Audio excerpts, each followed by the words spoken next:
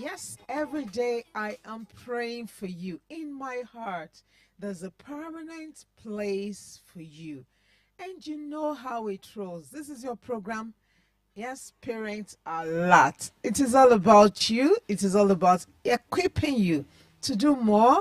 And of course, walking the journey with you all the time on Parents Are Lot. You know how we roll. It's your presenters, Kaytee and Ray. It's a beautiful day and it's a wonderful way to begin the week. Yes, our hearts are beating to care for you, our children. And you know what parents are allowed to walk the journey. We give information on this program. We also share your joys. You have the opportunity to contribute and also to be encouraged along the journey. We've always told you parenting is not for cowards. Parenting is for the long haul and thousands of generations unborn. And parenting is everyone's business. Yes, it is everyone's business. Whether you are the mom, you are the dad, you are the uncle, you are the aunt, when it comes to safeguarding, when it comes to Protection. when it comes to, sometimes even providing guidance, providing, love. Comfort, first aid, it's all about every adult in the community. Whether you're still waiting to produce your own biological child or you have them, your quiver is full. Whichever way, grandparenting, every parent is a parent, especially even people that are custodians of our children in school. We are all parents and it is a noble job, the job of producing humanity. Yeah, so it's a noble one. So welcome to your program. Welcome to your show. The show is Parents Alight, like you all know. And of course, this is a show that help you connect with your children, physical needs, emotional needs, Psychological needs, social needs, spiritual needs. Yeah. It's all about you. So welcome to your show again today. We are so glad to be here with you. And most importantly, I'm so glad to be here with Dr. Kaytee again. Ray, it's always a joy to start the week with you. It's a nice time always seeing you. So welcome again to your show. We are so glad to be here. Please tell a friend to tell another friend. Tell a dad to tell another dad. And if you're an adult child, like we all know, myself, I'm an adult child. So am I. I have a mom, I have a dad. And some of us even have grandparents. Yes. So whatever way it is, we still have people we look up to that will call mom, that will call dad. So for adult children too, that are now parenting children. Yes. So whatever category you might fall into, please come close. This is your show. Let's do this again together this week. Yes. And I am Oluwakemi Ademola Remo. I am- Simply Kaytee. Dr. Kaytee. Thank you. I am Rachel Oluwafemi Oladipupo. Welcome again to your show. And today we are going to be discussing something highly relatable with us. Yes. Like we always do on this program, you are the ones that are experiencing whatever joy and whatever little bit of help you need. And of course, you know more than we do. So you just come along with us and you get to say your bit on the program too. Yeah, we like to have your reactions. We like to have the likes. We like to have the comments. We like to have the reactions. Whatever positive reaction that we might get just to support us, to encourage us. We need that at this time. You can get to watch us on Facebook at Honor 103.5 FM. And of course, you can get to listen to us on Radio Garden. So whichever way you should be connected with us, and I'll be glad to have you very much around and available. Yes. Today, we know that by next week, many students will be resuming school. And you parents, you've had them for some time. And of course, we're following the Easter break. So it's a nice time to remember some things again. It's a time to also think about a lot of things again. Remember, wherever your children are going to school, the environment matter. The environment is not just the physical environment, it's also the social environment. And I think sometimes like we're discussing about the fact that parents now go out of their way to source questions for children in primary school. I mean, what do you think that implies? how did we lose it? How did we get How to this exactly point? did we get here? Yes, where parents, there was a time when schools could solicit for questions and be playing games, but they don't even really show it to this kid. But over some time too, we noticed kids had special centers to write in that their parents are saying they may not pass in town, let them go verify into the bush. Now, it's just that even when children are registering for exam, I learned they now call it logistics. Logistics means some money that they will give to people that are coming to examine the student. To the point where the government is now complaining that if they catch any teacher, specifically they said that, or inspect, trying to get money from schools. This tells us that corruption has really eaten deep into the apples of this nation. And you, as a parent, what are you going to do about it? Yeah, and last week we started a topic, and it's something we all want parents to relate with. Now children are resuming and we have just a lot to do. It's like we have double the work to do.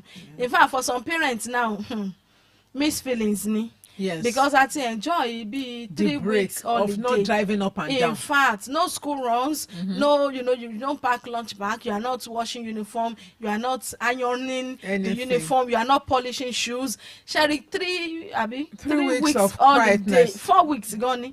Sherry holiday yẹn ó ti jẹ́ kí ó ti mọ́ wa lára gan. Ṣáwárí bá ṣe fẹ́ wọlé ìrònú ti bá òbí mi à ń sọ̀rọ̀ ní real talk àbí parent authentic woman ni. Tí mọ̀mí Olúrẹ̀mí Adérẹ̀mí ni ìyá mi ò tí ì bọ́mọ fọ uniform ẹ̀. So ẹ jọ̀ọ́ aràn yín létí ẹ̀yin tẹ̀ tí iron uniform àwọn ọmọ yẹn ṣàmì kan ti wà nílé látọjọ́ yìí kò yẹ kán tún wá resume lọ́la pẹ̀lú rough uniform kán tún wá wọ uniform tó rough lọ lunch pack wọn bàtà wọn at least bẹ́ẹ̀ tiẹ̀ kí n ráyè iron ẹ̀ lójọ́ bẹ́ẹ̀ kí n ráyè polish ẹ̀ lójoojúmọ́ ọ̀la tán fẹ́ wọlé bàtà wọn gbọ́dọ̀ fine ẹ jẹ́ kí inú wọn dùn wípé àwọn fẹ́ padà sí school ṣẹ̀rí energy bá our parents ṣe ní mixed feelings owó school bá ṣe ní mixed feelings iṣẹ́ ta tún fẹ́ ṣe pé àtọ̀lá báyìí. ká tún máa jí wọn láàárọ̀ kùtùkùtù ká máa prepare wọn fún school. ìyá mi ò tó bẹ́ẹ̀ kí 6 a.m. lù bá lórí bed látọ̀lá lọ so 5 ìyá mi ti máa jí láti 4:30. 4:30. 4:30 to prepare these children ṣẹ́rí bá ṣe ní mixed feelings yìí bẹ́ẹ̀ náà làwọn ọmọ yẹn náà lọ ṣe ní mixed feelings pé we will be going back to school. Àwọn ọmọ bóyá ta ti jẹ́ kó mọ́ ọ lára kó máa jí nígbà tó wù wọ́n tẹ́lẹ̀. So àwọn sọ fún wa lónìí a bẹ̀rẹ̀ topic kan last week ibẹ̀ lásán fàbọ̀ sí intentional parenting. And tó bá ní type of parenting that works for everybody. It's the intentional one. Is one size fits all. Yes. Ṣé mo ó dàbí agbádá àbí búbú jẹ kí wọ́n bá ti jù sọ́run. Ṣé mo kò sí bó ṣe lè sanra tó lẹ́sẹ̀ lè kéré tó ṣe tó bá rán búbú fún yín tẹ́ bá sọ sọ́run báyìí rẹ́gì yín ni ó ṣe nínú kó tóbi jù kò dúpọ̀ agbádá èsì tóbi jù. nígbà tí ṣe fitting. So nǹkan tá à ń sọ fún wa ni when it comes to parenting is intentional parenting is a parenting that works for all that will fit into your own parenting style whichever way you choose and that will fit to mine. And the beautiful thing about parenting is that whoever you are, you had certain values that made you valuable to your partner. You had certain things you held very dear that made you suitable for your partner. So that means you are capable of passing this on to your children. So it means that you have valuable lessons to teach your children. You can actually be intentional about passing those values to your own offspring. Yeah, so when we talk about intentional parenting, we started this last week and we know we are going to conclude, we hope to conclude this week. We've talked about different styles of parenting before this time. We've talked about the authoritative, permissive parents, and uninvolved, absent parents. Yes. We've talked about this and we want to concentrate today. We started last week on intentional parenting. Now, children are going back to school. Yes. How intentional are we about protecting, providing, and safeguarding our own children, even in that school environment? How are we going to be sure that our children will not be copying the wrong kids or mixing with the wrong other people of other values in the school? How are we certain that we're going to secure their food? What should we do about their mannerisms? Yeah, every child is different and we all know this. We've told our science without number that you cannot parent Child A like child B. you cannot parent different children Even the same twins way. the same Even way. twins, as on last week, but torí ẹni kálukú ṣe ní orúkọ wọn. Okay. So there's no way you can parent them the same way. So the same way we are saying to us that every child is different regardless of ìbejì ni wọ́n, ìbẹ́ta ni wọ́n, bákan la ṣe bí wọn, nǹkan tá ọkùnrin ni wọ́n, obìnrin ni wọ́n, àtọkùnrin o àtobìnrin, gbogbo ọmọ ni wọ́n yàtọ̀. And we need to understand that the parenting style responses should differ from a child to another. If you notice that your children have those personalities that you can easily identify, that should guide your parenting style. The child that likes to be by himself, which is melancholic, is that child that you need to hand over a book to, because he's a deep thinker and you must be careful about what he or she absorbs. And then that one that is gregarious, the one that likes, the sanguine that likes to play with everybody, that means what you have to make sure of is that it's not too loud in a way, So the parenting style should follow the child. And the choleric, and that one is the cheerleader. Báwo la ṣe fẹ́ mọ̀ bá ṣe máa handle wọn emotionally? How do we know where exactly they fit in? How do we know their temperament? Because it is unfortunate, wọ́n máa ń sọ pé wọn kì í mọ ìyá ọ̀ṣọ́ jọ̀ṣọ́ lọ, but unfortunately ní time tiwa generation wa yìí ó dàbí pé teacher school ọmọ mi ó ti mọ ọmọ ju àwọn tó bí lọ. So àwọn sọ fún wa ní pé intentional parenting temperament ní gbogbo àwọn sanguine choleric tí Dr. Kaytee ń pè fún wa. Temperament yẹn ni pé responses, báwo ni ọmọ kọ̀ọ̀kan báwo lọ ṣe máa ń respond, emotion wọn, àwọn attitude wa àti ṣe wọn, but tá a bá jókòó tí wọn. Báwo la ṣe máa mọ̀? Báwo la ṣe fẹ́ mọ̀? Ó dẹ̀ yẹ ká mọ̀ náà torí pé ọmọ yín ó máa jọ yín. Tí ò bá jọ bàbá, á jọ ìyá. Tí ò bá jọ ṣòkòtò, á jọ kíjìpá. Ìyẹn já sí pé these children are not strange to us. Àfi tá a bá fẹ́ tanra wa. Ọmọ máa ń jọ àwọn òbí ẹ̀. Ọwọ́ ìyá lọmọbìnrin máa ń wò, ọwọ́ bàbá lọmọkùnrin máa ń wò. So wọn kì í ṣe àjòjì sí wa. Ìgbà míì wọ́n jẹ́ máa ń wọ́wọ́ àwa méjèèjì. Bẹ́ẹ̀ni, so wọn kì í ṣe àjòjì sí wa. So let's be responsible, because most of the time our parents, ọmọ tó máa ń bá jà jù, lọ́mọ tó bá jọ wọ́n. So don't suspect them. Torí many parents do that. Torí nígbà tẹ́ jẹ́ age wọn, yín náà mọ irú gbogbo nǹkan tẹ́ dánwò làṣà. Bẹ́ẹ̀ ṣe máa ń sand school. Ẹ má máa project yẹn sáwọn ọmọ yẹn. Because they may not be having the same environment you had when you were younger. So intentional parenting means safeguard against those things they are more likely to do, and promoting those things that are good for them. They are liable to do. Yes. Because Shamo Igbami, when a woman that got pregnant out of wedlock in secondary school, bóyá obìnrin tó lóyún ní second tó gbóyún bá ṣe máa ń sọ, bóyá ẹ mọ̀ pé ẹ mọ oyún tó produce ọmọ àwọn ọmọ yín, ẹ mọ nǹkan tó gbé yín dénú marriage ṣẹ́rí lórí ètò iṣẹ́ mọ̀ pé àjọ máa ń sọ òbí sóbìnrin àwa síra wa ni. So ilé yìí ò ṣe pé bóyá a fẹ́ fi tako òbí kankan, but nǹkan tá à ń sọ fún wa ni pé àjọ mọ condition ara wa, bá a ṣe débẹ̀, ẹ mọ condition tó sọ ẹ̀yin àti dádì tó sọ yín di ọkọ àti ìyàwó lónìí.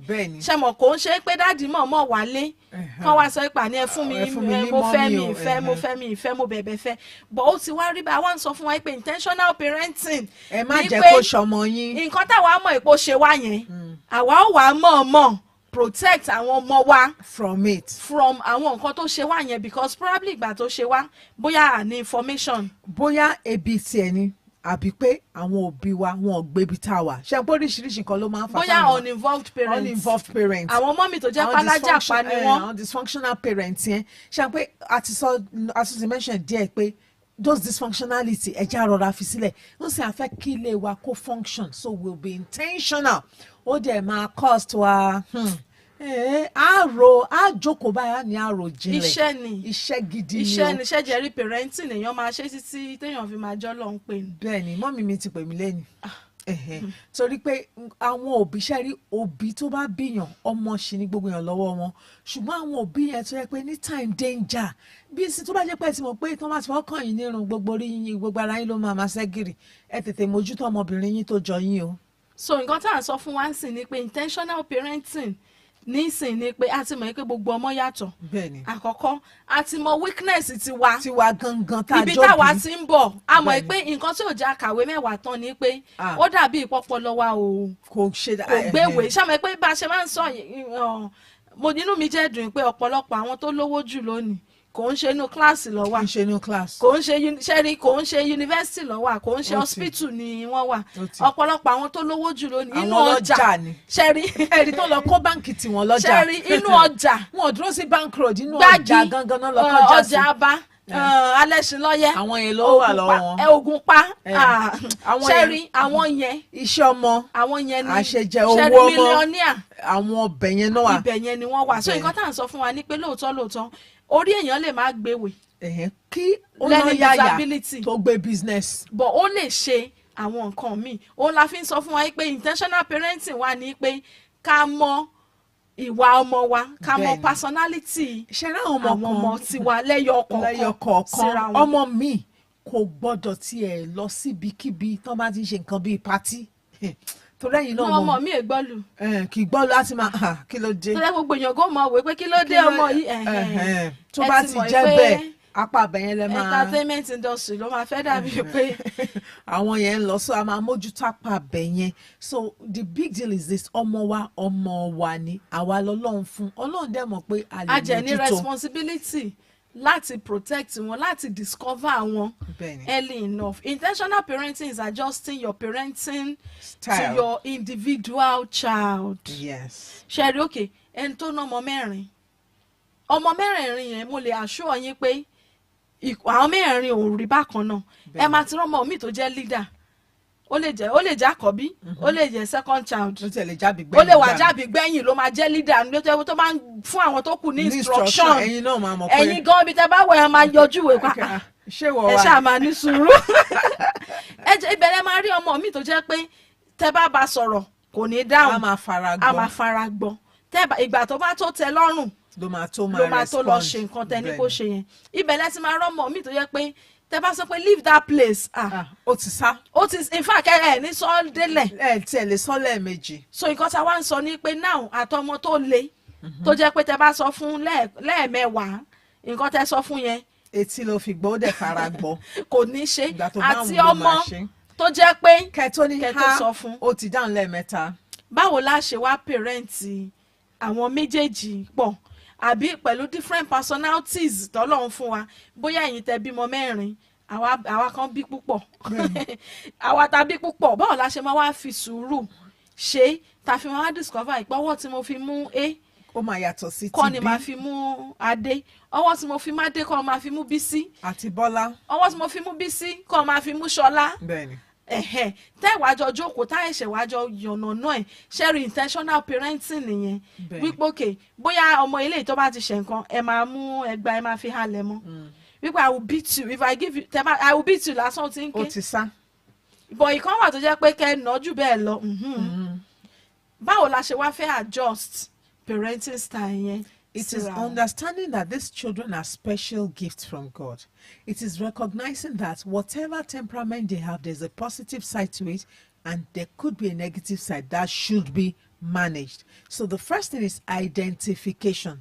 Now that we are aware that there's something called intentional parenting, the next question is, how do we go about it? So after the identification, we now begin to look at specifics that will help our children be the best that they can be. Yeah. And of course, their learning style will also differ. Yeah.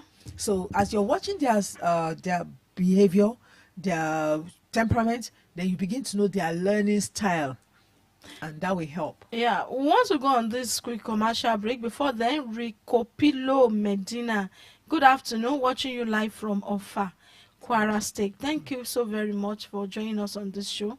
Mr. Richard Okpeyemi Eshepupo, well done, ma. Thank you so very much for joining us on this show. We do appreciate you.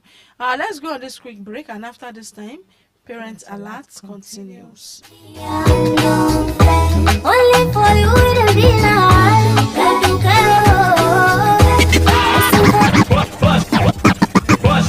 on the 103.5 FM.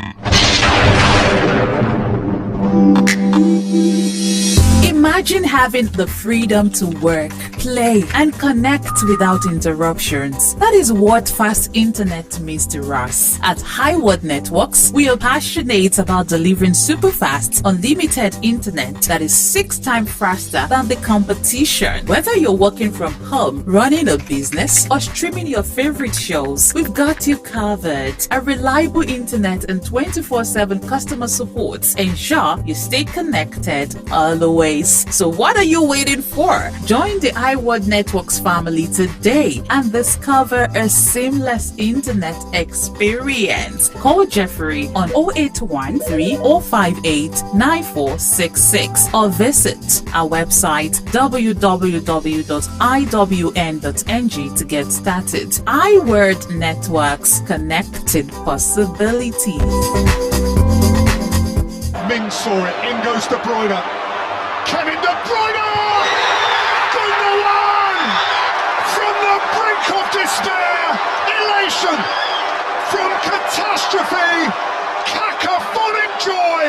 The stuff of stellar champions. That's why.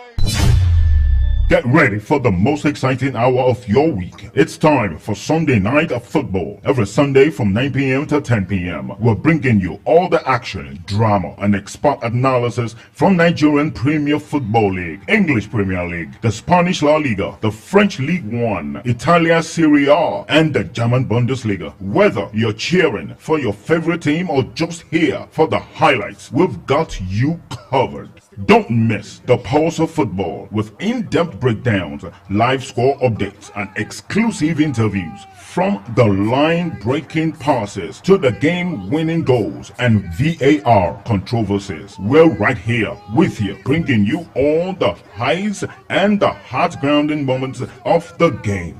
Join us every Sunday at 9 p.m. for Sunday Night Football with your hosts, Ayomikun Adeniyi and Samuel Akintunde. Your Sunday night will never remain the same.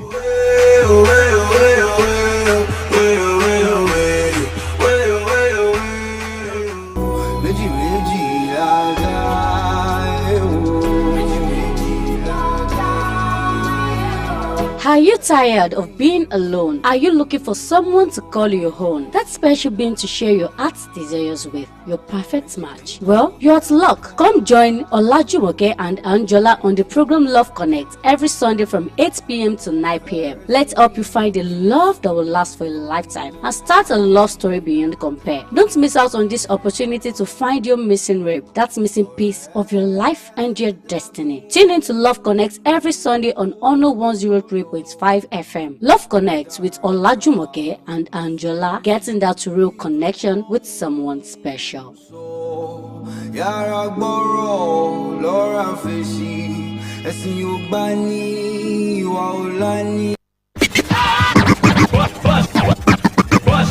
Ono 103.5 FM.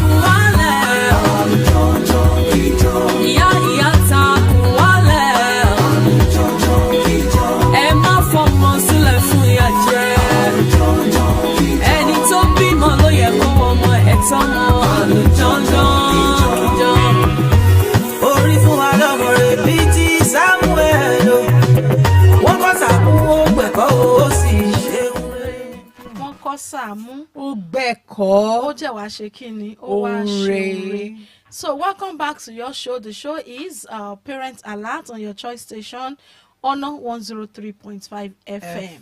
And you are on with Kaytee and Ray. And you know, we've been talking about intentional parenting.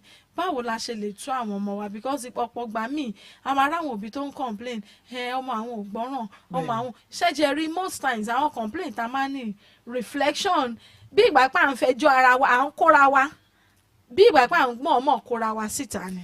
Bẹ́ẹ̀ni, because sometimes nǹkan tá à ń complain nípa yẹn kò ṣẹ́rí tí nǹkan ò bá yéèyàn ìkan nìyẹn o.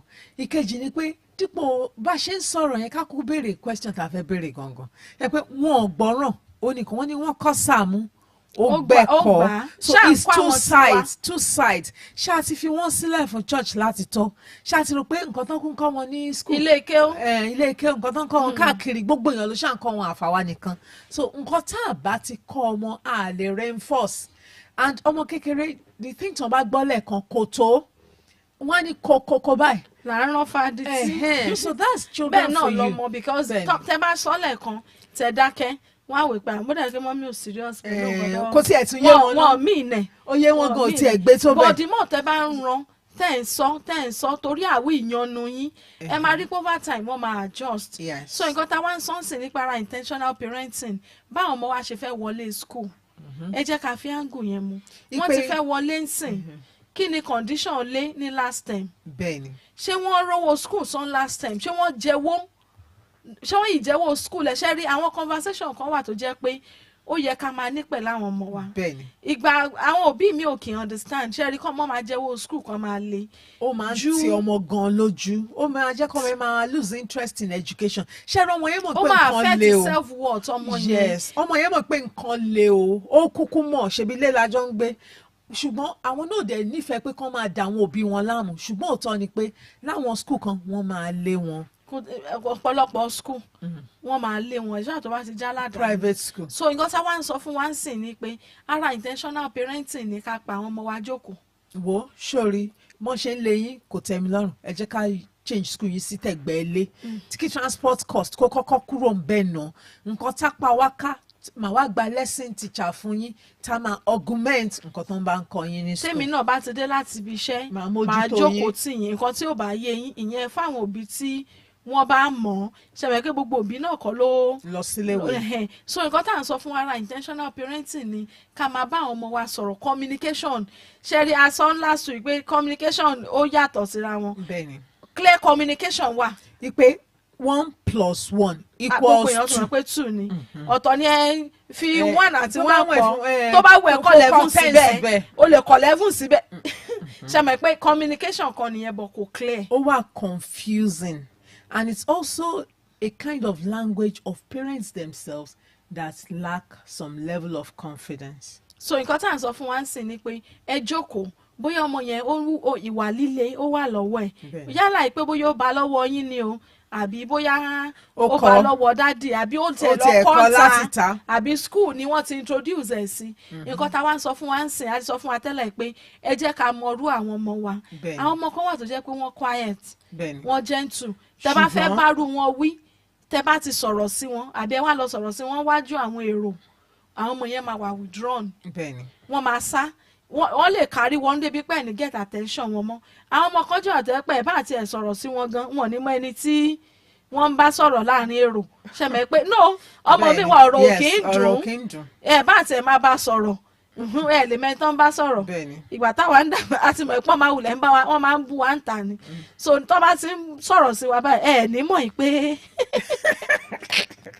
ìwọ náà máa ya ṣojú fúrú because o ní fẹ́ create draw attention o ní fẹ́ draw attention sára ẹ̀ so tó bá ti ń sọ bóyá àwọn ọmọ bíi mẹ́wàá wà ń bẹ̀ tí gbogbo èèyàn kú ìwọ ń tiẹ̀ tó bá ti bẹ̀rẹ̀ ìwọ ń tiẹ̀ yẹn ìwọ ti mọ ẹni tó ń bá wí so immediately tá a ti mọ̀ bẹ́ẹ̀ yẹn ìwọ náà yà ní ṣe bíi pé ìwọ ló ń bá ìwà yà dákẹ́ ọ̀rọ̀ kì í dùn àwa kan kò kan wa ṣé wọ́n ní àwọn kan wà tó jẹ́ pé tó bá tẹ̀ sí lè mẹ́nu bà ìwọ ń tiẹ̀ yẹn ẹ ti pa self-esteem ọmọ yẹn. So nǹkan tá à ń sọ ni pé ẹ jẹ́ àmọ́ ọmọ mi wà tó bá ń lé ní school. Ó wà sensitive. Ó máa tì í. Kò ní fẹ́ lọ school mọ́, kò ní fẹ́ kàwé mọ́. Ẹ wá jẹ́ àpè wọ́n bọ́yẹ fẹ́ wọlé. Wípé ẹ wá báàgì yín tó ti yà yìí. Ẹ jẹ́ ká ràn. Ó wù mí kí n ra ìmí fún yín o, ṣùgbọ́n kò ságbára. Ṣùgbọ́n màá bá yín rán eléyìí. Màá dẹ̀ bá yín fọ̀ dáadáa. Ṣe rí communication fáwọn ọmọ yẹn tó bá wá ń gbé tó ya yẹn lọ school. Inú dídùn ló fi máa gbé lọ. My mommy will buy another one for me. Next year, next session, like this, I'll buy new bag. Ṣe rí tó bá jẹ́ bàtà lọ́mọ yẹn ó ti ń complain pé my mommy buy new shoe fún mi tẹ́ ẹ̀ lágbára. Ẹ ra rọ́bà ẹ̀. Ṣe rí ẹ ṣàlàyé fún. Ó wù mí kí n rà fún ẹ sórí àwọn ètò náà láìkì ńláńlá yẹn èmi náà láìkì ẹ ṣùgbọ́n fún mi nígbà díẹ̀. Kí n kọ́kọ́ bẹ̀rù ní rọ́bà yìí ná. Ṣe rí àwọn bàtà rọ́bà yẹn. Ẹ mọ̀ pé wọ́n ń ṣe wọ́n dáadáa ó máa brown dáadáa ó dẹ̀ ṣe fọ̀. The reason we are saying this is that ìgbà míì ṣì máa dé gbẹ̀gbà tí nǹkan bá le ó lé ń gbà yẹn ni tó bá le nígbà yẹn ó le ni. Ká má wá wò pé àtọ́rọ́ le children should know children don't know wọ́n ń ṣàtinúmọ̀ràn. So let's be intentional about parenting. Reason tó bí mi fi máa ná àwọn ọmọ àwọn lójú kòkòrò ni pé communicate clearly fáwọn ọmọ yẹn nílé. Reason tí ẹ fi provide nǹkan tí wọ́n need. Reason tọmọ mi fi ń jalè ni pé wọn ò communicate contentment fún lé. Bẹ́ẹ̀ni wípé àìmú nǹkan ní nǹkan. Àìjalè o nǹkan téèyàn bá ti ní ó máa ń ṣe kí ni ó máa ń tẹ́yàn lọ́rùn tó bá ní lónìí o sì lè ní lọ́la. bí tolú olè yẹn lágbára o ẹ jẹ́ kọ́mọ yẹn mọ̀ pé ẹ lè mú rìn lọ síbi ọgbà ẹ̀wọ̀n kó mọ nǹkan tó ń ṣẹlẹ̀ ńbẹ̀ because there was a time táwọn parents kan tó bá ti lọ́mọ líle wọ́n yà sáré kó wọn lọ fún excursion wọ́n á rí bí bẹ́ẹ̀ ṣe rí. Nǹkan tí a ṣe ń sọ ni pé tó bá ti jẹ́ pé ẹ̀yin náà máa ń fẹ́wọ́ díẹ̀díẹ̀ ní kékeré ẹ máa rò pé ó máa tán ó lè má tán o. So that is a very dangerous habit to have for a child. So à ń sọ fún wa ń sìn pé intentional parenting ó lè work fún yín tí ẹ bá mọ̀ ṣẹ́rí kò jẹ́ sí age tí ò ti lè wúlò. Bẹ́ẹ̀ni. Age wo làwọn ọmọ yín wà ń sìn kí ni class tí wọ́n wà ṣe máa ọmọ kan wà tí yóò lè pè jókòó ṣàlàyé fún wọn bí ọmọ 0 to 5 tẹ bá tẹ fẹ́ sọ fún ẹ lè máa fi style sọ ni ẹ lè communicate in clear words toró yìí kéré ẹ̀yin dẹ̀ lọ́lọ́run ẹ̀ kò mọ̀ pé nǹkan kan wrong. àwọn ọmọ kan wà tó jẹ́ pé àwọn teenagers ṣẹlẹ̀ ọmọ 6 upward wọ́n ti mọ gbogbo nǹkan tó ń ṣẹlẹ̀ wọ́n ti mọ àwọn teenagers ẹ pé wọ́n jókòó ẹ ṣàlàyé fún wọn ṣe wá láwọn adult kids àwọn tó wà ní university tó wà ní polytechnic ẹ máa zoom pé ó máa wà okay nǹkan tágbára mi bá ká tí mo máa rà fún tí má ti gbé lọ fún tó bá wù ú kó máa rìnrìn kùnrin ẹ má jà ṣe bẹ́ẹ̀. kó máa rìnrìn kùnrin ẹ jọ because a lot is happening around this country nowadays. ẹ̀yin náà ti notice pé too many young girls are involved in kidnapping. They are kidnapping them. They are selling their ovum. Some are selling their kidneys. You keep wondering, pé kí ló ń ṣẹlẹ̀ gangan sáwọn àwọn ọ̀dọ́ ọ̀sìn. So please, your teenage kids, sit them down and discuss with them. Àìmú kò lóso. Ṣẹ́rí, ẹ má ṣe bẹ́ẹ̀ pẹ́ mọ̀ pé ó ń lọ ń gbòòrò o. Torí lẹ́nu ijọ́ mẹ́ta yìí sì náà sọ̀rọ̀ àwọn ọmọ kan tán kó jọ táwọn èèyàn kan láti ìlú bòmíì tó ń sọ pé àwọn máa kó wọn lọ ìlú òyìnbó tó ń gbé wọn lọ sí Libya. eléyìí tẹ Congo mà làwọn lè má fẹ́ lọ Congo yẹn tẹ wà lágbára ṣé láwọn èèyàn olùbẹ̀ yẹn gan awakùsà ni wọ́n tẹ́ bá rí bọ́n ṣe rí. So I'm just saying that parents, please have these difficult conversations. Ask your child, are you sexually active? Torí yẹn lẹ kí n fẹ́ béèrè. Èmi ò mọ reason tá a ṣe kí n fẹ́ béèrè lọ́wọ́ àwọn ọmọ wa pé are you sexually active? ṣó ti mọ ọkùnrin rí ṣó ti mọ obìnrin rí. And don't confuse them o torí gbà mí ìmọ̀rí yẹn ni I know my friends now. Ní pé listen please, I need a proper discussion with you. Do you need protection? Are you sexually active? Ẹ kúkú mọ irú ọmọ tẹ́ máa bí nírú ọ̀rọ̀ bẹ́ẹ̀. Bẹ́ẹ̀ni. 09151035555 09151035555 Sheriff Agunbi Adeyese Sheriff, good evening. Ẹ ṣé púpọ̀ tẹ́ darapọ̀ pẹ̀lú wa lórí ètò. À ń sọ fún wa pé how can we intentionally parent our own children? A ti sọ fún wa pé ẹ jẹ́ ká provide lesson fún wọn. Yes. Clear communication àti sọ yẹn èyí tá a fẹ́ sọ fún wa ń sìn ni pé lẹ́yìn ipa àti communicate àti fòfinlẹ̀ àti sọ bí lè ṣe rí àti sọ bí nǹkan ṣe wà sí ẹ jẹ́ ká create quality time to have those difficult conversations. Fún àwọn ọmọ wa. Sherry, a lot of kids ní primary school ọmọ kan recently náà síngbẹ́rẹ́ fún wá sílé So láti school. Àwọn wo nìyẹn? Àwọn teacher àwọn náà ni. No, irú school mi gbọ́ yẹn o. It was on. Kò ń ṣe àárín ìlú ń bí o. Àárín ìlú ni ó sin gbẹrẹ fún àwọn ẹ̀wà lè. No, kò yé mi. Ọmọ kan ló complain ni pé my teacher put mark on my body. Wọ́n bá di pé wọ́n ti sin gbẹrẹ fún oníkan dẹ̀kọ́ náà sin gbẹrẹ fún tọ́mọ wa ní Nàìjíríà yìí. And then another one school teacher wọn a máa fi white handkerchief ra wọn lórí àwọn kékèké. We are simply saying that please you are tired, I know, but let the child communicate with you so that you can know kí ló ṣẹlẹ̀ in school lẹ́yìn. Listen very well, attentively. And then we said for the teenage children, ask them, are you sexually active? Do you do drugs? Do some of your friends do drugs? Torí kì í bẹ̀rẹ̀ nígbà tán bá ti wá dàgbà tán primary school secondary school ló ti máa ń bẹ̀rẹ̀. So tá bá wá create quality time ṣe mọ̀ pé ìgbà míì wà tó yẹ wọ́n máa ní àyè wà kò sọ̀rọ̀ ọ̀rọ̀ wà kò sáyè ṣé wàá rí pé àyè ọ̀rọ̀ yẹn èèyàn máa ń mọ̀ create ṣé àyè ọ̀rọ̀ gan láàrin ẹ̀yin àti dádì ṣé kì í ṣe pé máa mọ̀ create ẹ̀ ni. Bẹ́ẹ̀ni ìgbà míì ẹ jí wọn lóru. Ìgbà míì èèyàn ó fi pamọ́ ẹ pa ní lónìí sẹ́ àníkẹ́ tó jáde sẹ́ ọ̀rọ̀ tí mo fẹ́ bá yín sọ yìí á sọ kẹ́ tó lọ. Ẹ mọ̀ bẹ́ẹ̀ yín náà ṣe máa ń create environment tẹ́ bá fẹ́ bá dádì sọ̀rọ̀. Ìgbà míì pẹ́pẹ́ fúru lẹ máa kọ́ máa ṣe kó tó dé ẹ pẹ̀lẹ́ sà kí ni kí n bá yín ṣẹlẹ̀ ṣe mọ̀ torí ẹ fẹ́ get attention wọn. The same way ẹ jẹ́ ká create environment for our children tó máa lè jẹ́ káwọn ọmọ yẹn open up tó máa fi lè express ara wọn fún wa. Bẹ́ẹ̀ni. It is important to have discussions with your children.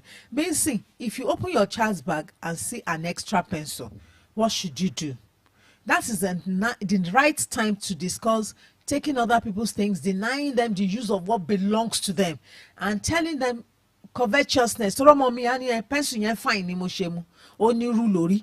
Tell the child, no, your own pencil kò ní rú lórí. You cannot have another child because you are denying that person the use of what rightfully belongs to them. And ìgbà tá a bá ń kọjá street tá a rá àwọn tó ti wà mentally sick, opportunity nìyẹn láti discuss kọ́ wọn drugs. about drug. Yes. Reason tí young person kò fi gbọ́dọ̀ máa mú lórí street tó bá mú. And please, when you are watching movie with them or anything, because sometimes them come and share, parents don't know children are learning by that means too. Your attitude towards it ló máa correct àwọn kankan. Irú àwọn èèyàn wo lélẹ̀ èèyàn kì í ṣe léyè èèyàn kì í ṣe léyè nǹkan tẹ́ ẹ̀ fẹ́ ń lé yẹn máa tẹnu mọ́ ìwà yóò dá o àìṣe o èèwọ̀ ní fáwa o àgbọ́dọ̀ ṣe o ṣéwọ náà ti rí béèyàn yẹn bó ṣe become later. And another way Dr. Kaytee sọ ilé sometimes ago, let's take this call. Farouk. Ẹ má fọmọ sílẹ̀ fún ìyà jẹ ẹni tó bímọ ló yẹ kó wọmọ. Hello. Ẹ kú iṣẹ́ mà. Yes ma, mommy. Ẹ pẹ̀lú Olúrẹ̀mí Adérẹ̀mí láti lè fẹ́ ṣe ẹ kú àtàárọ̀ ẹ kú ìyànjú ẹ ṣe àgbọ̀yìn pẹ́ lágbára Ọlọ́run ní omi ara yín iṣan ara yín ẹ̀jẹ̀ ara yín Ọlọ́run ò ní fi dè yín. Ṣé ẹ rí òótọ́ ọ̀rọ̀ ni especially èèyàn gbọ́dọ̀ ní time then táwọn ọmọ yẹn gan bá dé gẹ́gẹ́ bí nǹkan tí dókítà sọ kéèyàn check báàgì wọn nǹkan tẹ́ ẹ bá rí tí kì í ṣe tiwọn ẹ sọ pé ẹ gbọ́dọ̀ rí lọ́la àbí òye yín bẹ́ẹ̀ yẹn so that ojú kan má ṣojú kòkòrò nítorí bí kinní yẹn ṣe máa ń bẹ̀rẹ̀ díẹ̀díẹ̀ nìyẹn ká máa mú ìrésà onírésà pẹ́ńsù onípẹ́ńsù báírò oníbáírò ṣóye yín bẹ́ẹ̀ yẹn then téèyàn bá dẹ̀ tún ṣọ́ wọn ṣóye yín èèyàn gẹ́ẹ̀tì gẹ́gẹ́ bí ọ̀rọ̀ tẹ̀ sọ bẹ́ẹ̀ náà làwa náà tán bá fẹ́ bá wa wí ìwọ tí n bá dé ìwọ má gbálẹ̀ nù ilé ìní ìwọ́n tẹ̀ sọ gbà tí n bá dé ẹ̀yin ẹ̀jẹ̀ gbogbo ráìsì ẹ̀ bá jẹ tán gbogbo oúnjẹ yẹn ni ẹ jẹ tán o. Wọ́n lọ́wọ́ a máa jẹ tán. Tó bá wù yẹn má pọn mi ẹ má pọn mi sílé o. Bẹ́ẹ̀ ni ìgbà tán bá tún rí ẹni tó ń bọ̀ yẹn o tán bá bí ẹ dáadáa kó sọ pé mo wà lé o a ní ẹ ló mà wọ́n ní tán bá bí wa dáadáa káláwọn wà ní. Ìgbà yẹn tán bá wà lọ wọ́n ní oṣù ẹgbẹ́ náà wọ́n wá lọ wà lé ìkan náà ẹ̀mọ kan tó mú èmi tẹ̀ lómi lára kan bùyàn lẹ́gbẹ̀ẹ́. Mo ní ẹ sọ yìí pé tó bá bí wa dáadáa kálẹ̀ ẹ̀ wà ní àdẹ̀lẹ̀ ẹ̀ wà ní. Ìgbà tó bí wa dá. Gẹ́gẹ́ bí ọ̀rọ̀ yẹn kò dáa tó. Ṣóyè yín mo ń jáde lọ ṣe nǹkan báyìí and give order ni ṣóyè yín bẹ́ẹ̀ yẹn ẹ ń pàṣẹ ni ẹ ṣe nǹkan báyìí kí n tó dìbò ẹ̀yin ẹ má ṣe wọn ò ní ṣe o ṣóyè yín bẹ́ẹ̀ yẹn bẹ́ẹ̀ èèyàn dẹ̀ máa tún wo lunch bag wọn nítorí èèyàn lè ṣe nǹkan míì fún ọmọ yẹn ó má láìkì ẹ̀ kó jẹ́ pò ẹ̀dẹ̀mọ̀ kan tó dé nírọ̀lẹ́ àti pin yẹn kìn lóye yín kò ní ìdí ebú ọmọ mi lè jẹ́ pé ìjọ̀lọ̀jọ̀lọ̀ yẹn ló láìkì kò láìkì rice so tẹ́ ẹ bá ti ṣọ́ wọn ẹ̀gẹ́ tí wọn èèyàn ní máa kàn bínú unnecessary nítorí ẹlòmíì ìbínú ti pọ̀ jù ṣóye èèyàn bá dẹ̀ ń bínú ẹ̀ ní gẹ̀ẹ́tì wọn ẹ lè gẹ̀ẹ́tì wọn rárá ẹbí ọmọ tí ò gbọ́ ọmọ tó ìṣẹ̀ṣẹ̀ ń tọ́ ọmọ tó bá ń bínú òbí tó bá ń bínú àwọn ọmọ wọn sásẹ̀ so ọmọ tó ìṣẹ̀ṣẹ̀ ń tọ́ ẹ̀dẹ̀ gbọ́dọ̀ listen tó bá fajú èèyàn dẹ̀ gbọ́dọ̀ jẹ́ kán máa sunkún láàárọ̀ kan bá ń lọ èèyàn kan wéèsì kínú wọn máa dùn pé wọ́n lọ bí torí wọn ti máa dáa wọ́n lọ sóhun gbogbo ẹ ṣe gan ni ọlọ́run ọba Elédùmarè á dúró tì ẹ ní rádìkú àgbàlagbà Ọlọ́run á dúpẹ́ nítorí ẹ tún ń yá wa nínú ọpọlọ yín àwa kúkọ láràn yín ní skul ẹ ṣe àdúpẹ́ máa ṣe fún wa ẹ ṣe tẹ̀tú láwọn lọ́yẹ̀ tó bá wa dá sí. bọ́ọ̀ báyìí ni mo ti ń jókòó ẹ ṣe púpọ̀ máa mi lè má gbọ́ yín èmi náà tó fi ń kọ́ ẹlòmíì ẹ mọ̀ pátá ò kọ́gbọ́n àbí òye yín bẹ́ẹ̀ ni ẹ ṣeun mà ẹ ṣe púpọ̀ máa àgbáyé dalẹ̀ máa pẹ́ fún wa mà. àmímà. ẹ ṣe púpọ̀ mà. láfikún sí nǹkan tí mọ̀mí Olúrẹ̀mí sọ a ti sọ wípé ká create time fún wọn ká jẹ́ kí kán sọ̀rọ̀ ká bá wọn sọ̀rọ̀. ṣe rí ọ̀nà tájẹ́ fi lè create time pọ̀ bẹ́ẹ̀ni ó lè jẹ́ pé máa mọ̀ọ́mọ̀ mú ọmọ kan lọ́wọ́ lọ́jọ́ kan pé jẹ́ àjọ jáde bẹ́ẹ̀ni ṣe rí bóyá ẹ̀kọ́ mú lọ́wọ́ jáde yẹn àwọn ọ̀rọ̀ kan wà tí ò ní fẹ́ sọ lójú àwọn ẹ̀gbọ́n ẹ̀ àwọn àbúrò ṣẹ̀ṣẹ̀ fún àwọn yẹn wọ́n máa ń bára wọn sọ̀rọ̀ pé tó bá sọ fún mọ́mì I will beat you very well so tó bá ti rójú àwọn yẹn kò ní lè sọ bọ̀ tó bá ti dá òun nìkan mú jáde bóyá ibi tẹ́ ti mú jáde ẹ ti ń ba rojọ́ ẹ ti ra ìpápánu ẹyọ kan méjì fún àwọn ọ̀rọ̀ oríṣiríṣi a máa ṣe kí ni a máa jábọ́ so nǹkan tá à ń sọ ni ẹ mọ̀ ọ́mọ̀ ọjọ́ tẹ́ bá mọ̀ ọmọ ilé ìjáde tó bá tún dọ̀la ẹ tún mú mi tó bá tún dọ̀túnla ẹ tún mú mi ṣẹ́rí gradually before you know it you'll be connecting with your child and you will create a very safe environment where they can express themselves and communicate properly with you. Life is about information. And anytime you have data, you can plan better. You can process it. Yes. So please make sure that when you don't respond too early. You know, kí ló sọ yẹn? No, please. No, that means the child has either experienced it or learned it from somebody else. So treat the information they are giving you as data. Then you can now process it and plan. Yes. Then that becomes your what? Your intentional parenting tool. Gathering information from those children. So we are saying this to you as your children go back to school. Please, you can still do that today. It's not too late. Create time with them. What did you like about your school? What are the things you don't like about your school? What do you like about your teacher? Yes. Shemo, in the process of listening to that, kilo like. What are the things your teacher used to do? Who is your best friend in class? Sharing the process of bó ṣe sọ data ní gbogbo àwọn ọ̀rọ̀ tó ń sọ fún wa yẹn data náà máa gádà ẹ̀ okay ọmọ tó sọ pé I don't like my hands because she's too strict ẹ ti mọ̀ pé ó fẹ́ ṣe kí ni ó fẹ́ yọ̀ lẹ́nu yẹn ìyẹn òun ṣe kò ń ṣe nǹkan tẹ́ máa react sí but ọmọ tó sọ fún yín pé my teacher she used to knock me on the head ṣe mọ̀ pé and she drank my juice or gave my juice to her own daughter ṣe mọ̀ pé irú data yẹn ẹ lè process ẹ̀ bẹ́ẹ̀ni kẹ́ gbégbèsè lé lórí so nǹkan tá à ń sọ fún wa ni pé regardless of the age of that child, regardless of the class, of the status of that child, please be intentional. Pay attention about listening to your children. Create time, create the right environment for them to express themselves because it is information you know that you can handle. That will save you too. Yes. So please, you have to encourage those children to also speak. Encourage them to observe their environment. Encourage them to tell you anything they are seeing because some children are saying there's even one child in my class I don't like. And when they tell us, like Dr. Kaytee said, we must be emotionally intelligent. Enough Sherry, to contain. Ìgbà míì ọmọdé máa ń fẹ́ sọ̀rọ̀ but àwọn ọmọ yẹn gan mọ emotional capacity yín. Yes. Wọ́n mọ̀ pé tí máa sọ fún mọ́mì pé ọmọ kan smoke nínú class wa. Mọ́mì máa ba table jẹ́ mọ́mì lè lọ school the next day kọ́ máa pariwo pé but ẹ bá ti wà emotionally intelligent okay ọmọ tó fún yín ní information ọmọ yẹn ṣóyìn need relationship pẹ̀lú àwọn ọmọ class ẹ̀ ẹ ní láti protect interest ọmọ yẹn even in making whatever decision you want to make as a parent you must defend and protect the interest of your own child, so that your child does not look like a bad person. The next day, Toban sọ̀rọ̀ class. In fact, tó bá ti jẹ́ snitch. Ẹ má jẹ́ kó wà bẹ́ẹ̀ o. Tó bá ti wà bẹ́ẹ̀, ó máa lọ sọ fún mọ́mí ẹ̀. Ṣé mo pẹ́ ti fún ọmọ yín ní orúkọ burúkú bẹ́ẹ̀? So the best way to handle that is to make sure that if it's something very big, just another week gap, go to the principal's office and just say, do you think we should consider this topic that is now very prevalent among young people? There are many programs like that you can be involved in. I say, really? You will not say my child's class, my child said. Because whatever thing say, mommy so it creates problem. And next time the child will not even come back. Even the teacher can even go to the class and say, please handle it intelligently. So to everyone who joined us on this show, I want to say a very big thank you. Ricopilo Ẹ̀ṣàdáríjìwà Medina, Richard Ọ̀pẹ̀yẹmí, Agunbíadé Ẹ̀sẹ̀ Sheriff, Mọ́mí Olúrẹ̀mí, Adérẹ̀mí láti Ilé-Ifẹ̀, and to every other person that will catch up on Facebook after this time. Farouk, thank you for doing a wonderful job. Let's do this again next week. I am Rachel Oluwafemi. And I'm Oluwakemi Ademolarem saying, yes, you are the right parent for your child. Mommy, no, mommy, oh,